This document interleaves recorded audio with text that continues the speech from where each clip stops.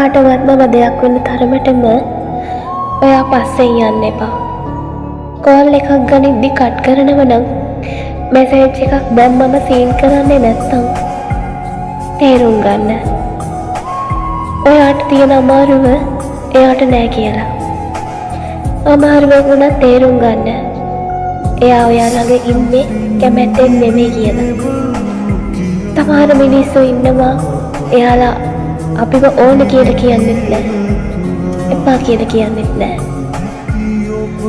ඒ වගේ තැන්වල රැඳිලා ඉන්න මිනිස්සු තමයි මේ ලෝකෙ ආදරය කරලා වෙන්මුඩ මිනිස්සුන්ට වඩා විඳවන්නේ.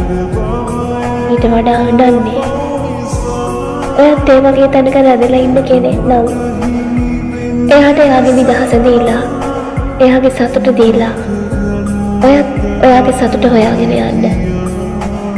මේ සමාජයේ වැඩියෙන්ම ඉන්නේ මග හැරීම පුරුද්දක් කරගත්තු මිනිස්සු.